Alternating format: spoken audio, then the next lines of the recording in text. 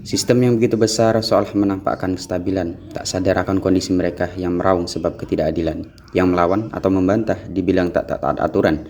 Jika berkonflik akan dianggap menghambat segala bentuk perkembangan, apakah selamanya konflik harus dihilangkan? Teori konflik akan melihat dan membahas bagaimana konflik itu terjadi dan apa penyebabnya. Bersama saya, Alkosar Holzian Akbar, NIM 089. Teori konflik merupakan salah satu teori klasik dalam sosiologi. Pencetusnya ada Karl Marx, Louis Althusser, dan juga Ralph Dahrendorf. Ketiga tokoh ini merupakan pengkritik teori struktural fungsional yang menganggap bahwasannya konflik itu hanya sekedar penghambat atau tidak berfungsinya salah satu organisme.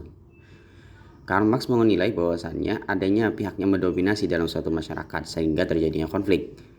Sedangkan Louis Althusser melihat bahwasannya konflik itu tidak selalu bersifat negatif. Terkadang hubungan bisa terjadi karena adanya konflik. Jadi apa sih pengertian teori konflik? Teori konflik adalah teori yang memandang perubahan sosial tidak terjadi melalui penyesuaian norma-norma, melainkan terjadi akibat adanya konflik yang menghasilkan kompromi dari kondisi semula. Hal ini mengakibatkan adanya perubahan atas dasar konstitusi ataupun sebuah kebijakan dalam tubuh masyarakat.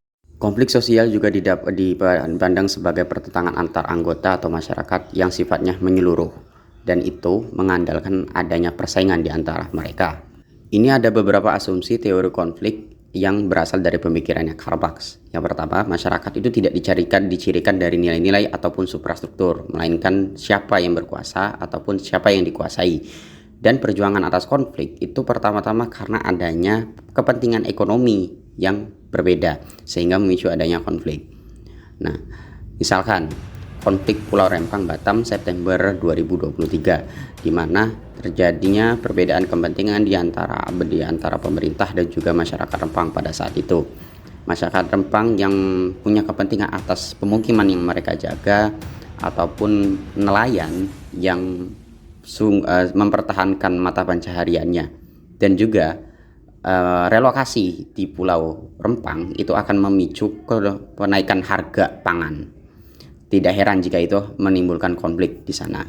Sedangkan menurut Ralph Dahrendorf, munculnya konflik sosial yang sistematis itu karena terjadinya perbedaan pendistribusian otoritas. Otoritas yang tidak merata ataupun yang tidak sama di antara individu akan memicu timbulnya konflik.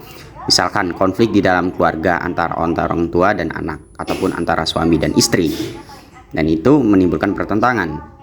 Dan misalkan lagi di dalam sebuah organisasi terjadi perbedaan kepentingan antara atasan ataupun orang yang memiliki otoritas lebih dan juga bawahannya, sehingga itu menuntut adanya negosiasi mungkin. Dan juga yang paling terkenal adalah perbedaan kepentingan ataupun perbedaan otoritas di dalam parlemen, dalam parlemen ataupun di dalam partai. Dan bagaimana menyelesaikan konflik yang sedang terjadi?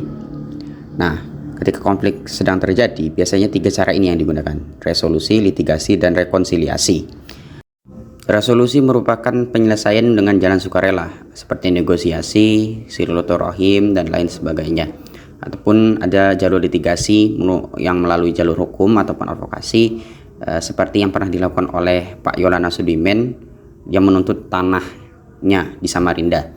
Dan Pak Yonan Sudimen berhasil mengalahkan wali kota Samarinda sebanyak 2 kali dalam penuntutan tanah itu. Atau rekonsiliasi adalah penyelesaian antara 2 kubu yang sedang berkonflik, yaitu pernah dilakukan oleh Gus Dur dalam upaya merekonsiliasi konflik di Aceh dan juga yang ada di Papua. Konflik merupakan penyebab dari perubahan sosial. Kita bisa berkaca bagaimana Renaissance terjadi di Eropa, Revolusi Prancis yang membawa republik, ataupun yang paling dekat dan kita 19 Mei tahun 1998 yang membuahkan reformasi. Dari sini bisa kita pahami bahwasanya konflik itu bukan hanya sekedar penghambat. Oscar Wilde pernah berkata bahwasanya pembangkangan dalam pandangan siapa saja yang membaca sejarah adalah nilai asali manusia. Lewat pembangkanganlah kemajuan dicapai, lewat pembangkangan dan pemberontakan. Terima kasih yang sudah menonton, kurang lebihnya saya mohon maaf, dan see you again.